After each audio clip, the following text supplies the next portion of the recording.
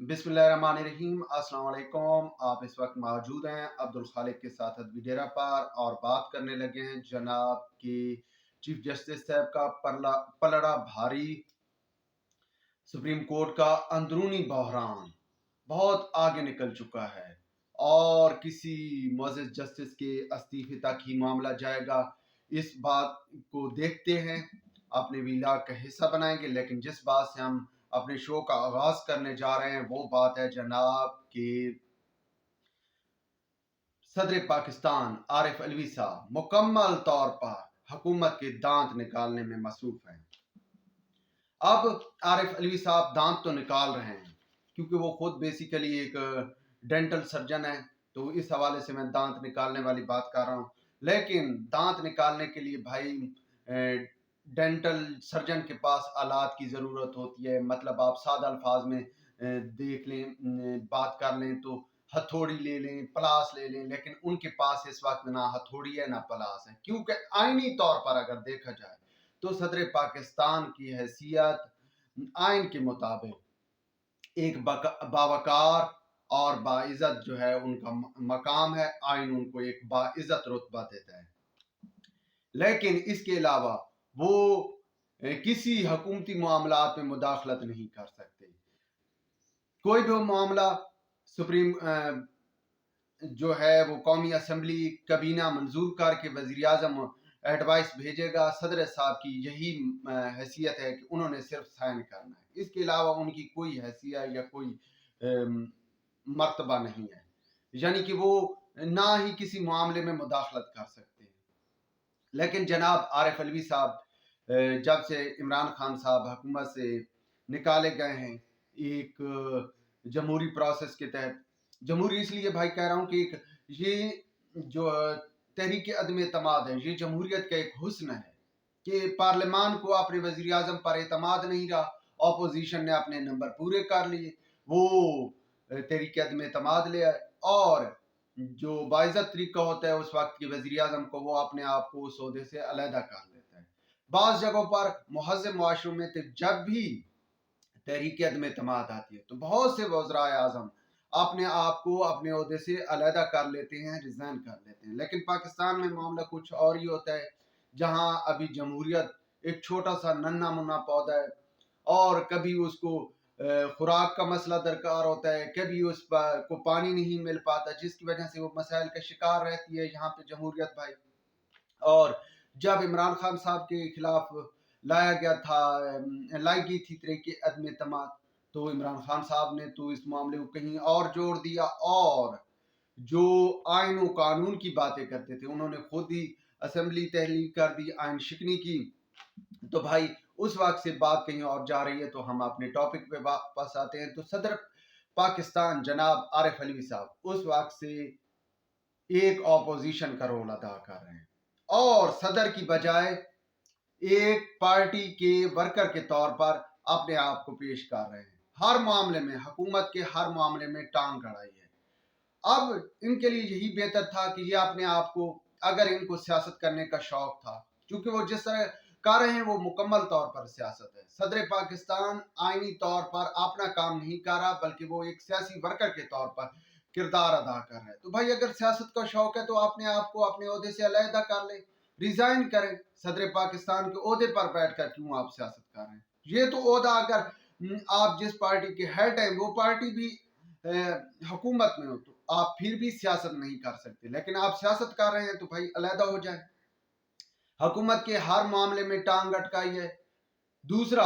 आप एक सहूलतकारी कर रहे हैं, आपने कहीं भी मामला जो है वो आइन और कानून के मुताबिक नहीं चलने दिया है। अब जिस वक्त ये कानून मंजूर किया जा रहा था, supreme court procedure and act जो था बिल, ये यानी कि सुप्रीम कोर्ट का जो तरमीमाती अदालती इस्लाहाती बिल के नाम से जो हम सब जानते हैं, तो भाई उस वक्त से सदर पाकिस्तान ने अपनी जो है ना वो आस्तीनें कस ली थी कि भाई अब आ रहा है मैं टकरूंगा, और ऐसे ही किया। उस वक्त बहरहाल जिस वक्त ये बिल कौमी असम्बली में जेर समात था और बातें हो रही थी, تو حامد میر کو اپنے انٹرویو میں صدر پاکستان نے کہا تھا میں تو چاہتا ہوں مثبت رول، مثبت کو بجائے انہوں نے لفظ بھی غلط بولا تھا، لیکن وہ چونکہ جلد بازی میں بول گئے تھے تو اس وجہ سے مثبت کی بجائے مثبت لفظ بولا تھا، اور اس کے ساتھ ساتھ کہا تھا کہ یہ وقت آئے گا تو بتاؤں گا۔ مطلب یہ تھا کہ وہ کہیں سے مشورہ کریں گے، مشورہ کہاں سے کرنا تھا، زمان پارک سے مشورہ کرنا تھا، مشورہ کیا وہاں سے احکامات آنے تھے کہ بھائی آپ کو جو ہم احکامات دیں گے اس کے مطابق آپ نے چلنا ہے۔ تو بھائی وہ بل اب چونکہ اسمبلی کے بعد وہ منظور ہو کر صدر پاکستان کے پاس گیا تھا، صدر پاکستان نے اس پر کچھ نکات پر اعتراض اٹھا کر بل واپس کر دیا، اور جب بل واپس آیا ہے تو بھائی سب سے پہلے تحریک انصاف کے جو ترجمان ہیں فواد چودھری صاحب، جو کہ آج کل باقی تمام لوگ تحریک انصاف کے تقریباً یہ شاہ محمود قریشی بھی خاموش ہے، اسد عمر بھی خاموش ہے، پرویز خٹک بھی پیچھے ہٹ چکا ہے، یہ آج کل فواد چودھری بہت آگے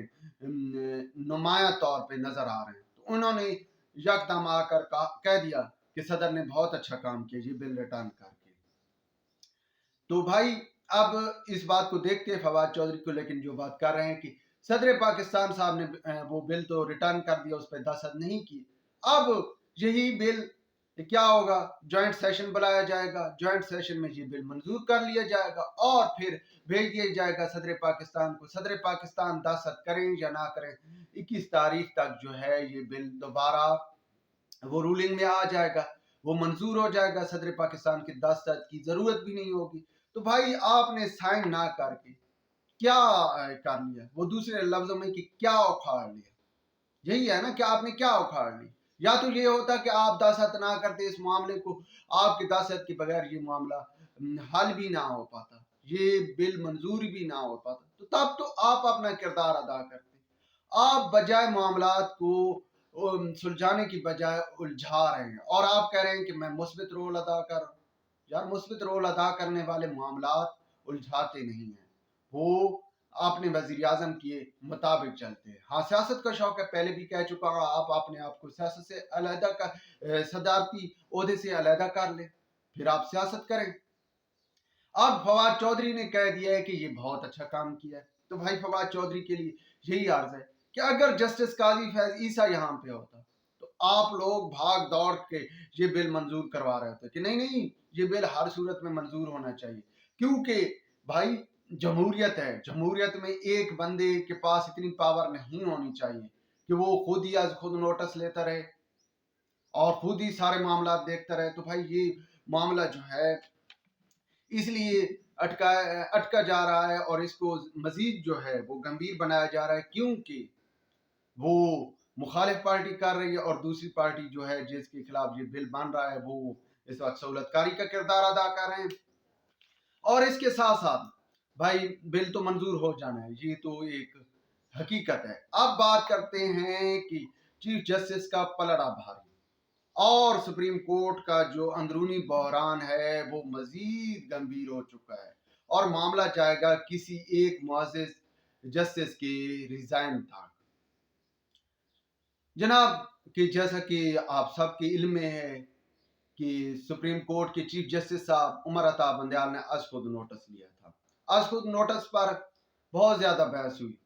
اور پھر جب یہ بل پیش کیا گیا اس وقت یہی بل یعنی کہ عدالتی اصلاحات 2023 بل جب اسمبلی میں پیش کیا جا رہا تھا، اس وقت جسٹس قاضی فیض عیسیٰ نے ایک فیصلہ جاری کیا، 3 رکنی بینچ تھا، 3 رکنی بینچ میں 2-1 سے فیصلہ آیا تھا، جس میں جسٹس امین الدین صاحب اور جسٹس قاضی فیض عیسیٰ نے اکثریت سے فیصلہ دیا تھا کہ جب تک یہ بل یعنی کہ از خود نوٹس کا جو بل ہے وہ ایک قانون نہیں بن جاتا، اس وقت تک چیف جسٹس صاحب کوئی جو ہے از خود نوٹس پر نہ سماعت کر سکتے ہیں اور نہ ہی از خود نوٹس لے سکتے ہیں۔ اب چونکہ جس وقت چیف جسٹس عمر عطا بندیال نے اکثریتی طور پہ الیکشن کا حکم جاری کیا تھا، اسی دن 6 ججز کا یعنی کہ 4 اپریل کو ایک بینچ تشکیل دیا گیا، جس میں 6 ججز کا فیصلہ 6 ججز نے مشترکہ فیصلہ جاری کر دیا، کمبائنڈ فیصلہ جاری کر دیا بھائی کہ اب جو ہے وہ 29 اپریل کا چیف جسٹس کا فیصلہ تھا اس کو ختم کر دیا. اس پر جناب جسٹس قاضی فیض عیسیٰ نے ریمارکس دیے ہیں. 6 ججز کا فیصلہ آئین کا متبادل نہیں ہو سکتا. یہ جلد بازی میں اکٹھے ہوئے چند منٹ میں فیصلے کو ختم کر دیا.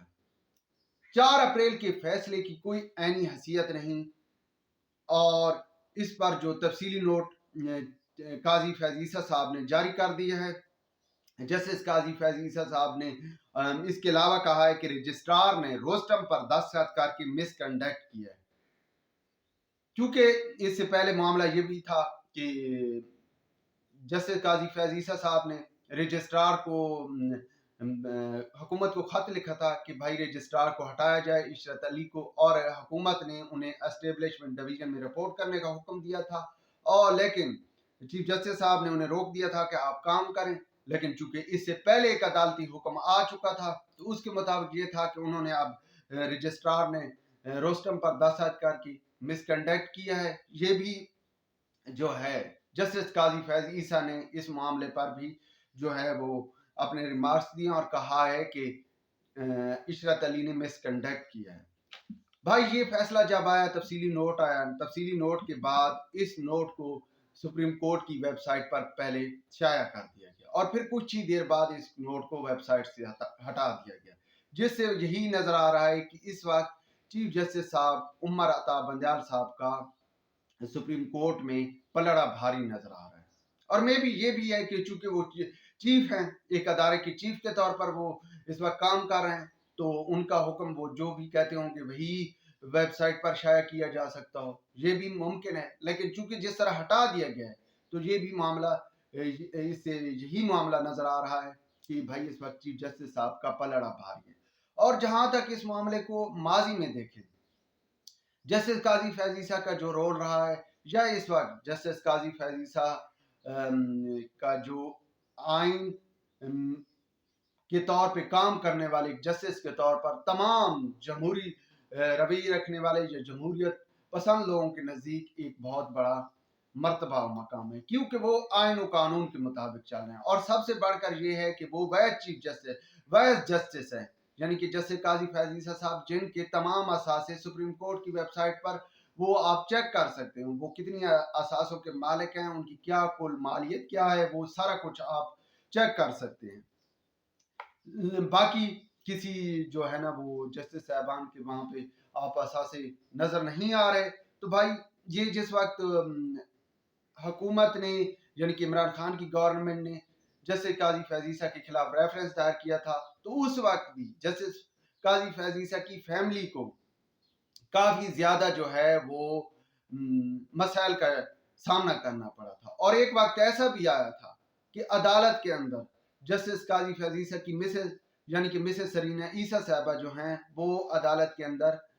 باقاعدہ طور پر ان کے آنسو نکل آئے تھے. اور معاملہ کیا تھا کہ ایک جسٹس صاحب ان کے ساتھ انتہائی جاہرانہ رویے کے تحت سخت قسم کے سوالات کر رہا تھا، اس لیے وہ عدالت کے اندر رو پڑی تھی. تو بھائی معاملہ یہ بھی ہے کہ پہلے ہی جسٹس قاضی فیض عیسیٰ کو اپنے جو کولیگز ہیں، اپنے فاضل جسٹس صاحبان ہیں، ان کے رویے سے کافی زیادہ جو ہے وہ تکلیف پہنچی ہوئی ہے. اور لگ ایسے رہا ہے کہ معاملہ جو ہے اب